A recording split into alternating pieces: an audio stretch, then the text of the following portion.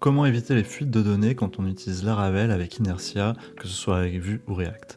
Ici, par exemple, j'ai un contrôleur qui va renvoyer la liste des utilisateurs à une vue user. Si je regarde cette vue, dedans, je vais avoir une liste qui affiche juste les noms, parce que c'est tout ce que je souhaite afficher. Donc je prends en props l'ID et le nom. L'ID, j'en ai besoin pour la clé, parce que c'est une liste, et le nom, c'est ce que je veux afficher. Donc là, on se dit c'est bien, l'ID et le nom, on considère que c'est bon. Sauf que derrière, si on regarde notre page, on verra qu'on a bien nos noms qui s'affichent.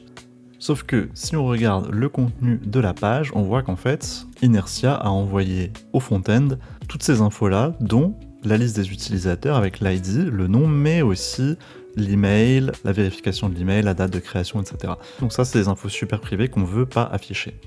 Donc une façon simple pour bien filtrer ce qu'on veut renvoyer au front ou pas, c'est d'utiliser une ressource. Donc là, on fait php artisan make ressource user ressource. Donc ça va être en gros une ressource JSON qui sera affectée au modèle user. Et dedans, on voit qu'ici, pour l'instant, on a juste la transformation de base qui se fait, mais on peut remplacer et dire, moi, tout ce que je veux, c'est l'ID, ainsi que le nom. Et là, comme ça, quand Inertia va transformer ça en JSON pour le front, on aura juste l'ID et le nom. Alors comment ça s'utilise ça, parce que ça se fait pas tout seul.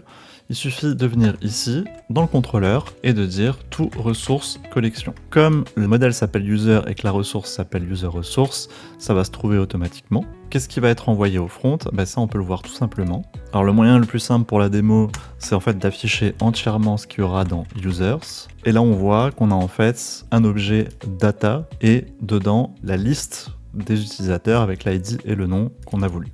Pourquoi il y a un objet data? Parce qu'on peut avoir un second objet avec des informations un peu plus méta, par exemple si on fait de la pagination. Donc derrière, comment ça s'utilise? On revient ici. On peut dire qu'en fait, user, ce sera data.users.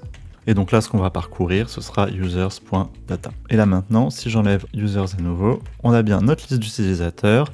Et dedans, si je regarde ce qui est renvoyé, on a bien pour chacun des utilisateurs l'ID, le nom et rien d'autre. Donc là, on est vachement plus sécurisé. Quelqu'un qui va regarder la page et son contenu n'aura plus la possibilité de trouver des infos cachées sur l'utilisateur. Like la vidéo si ça t'a aidé et abonne-toi pour d'autres vidéos sur la programmation.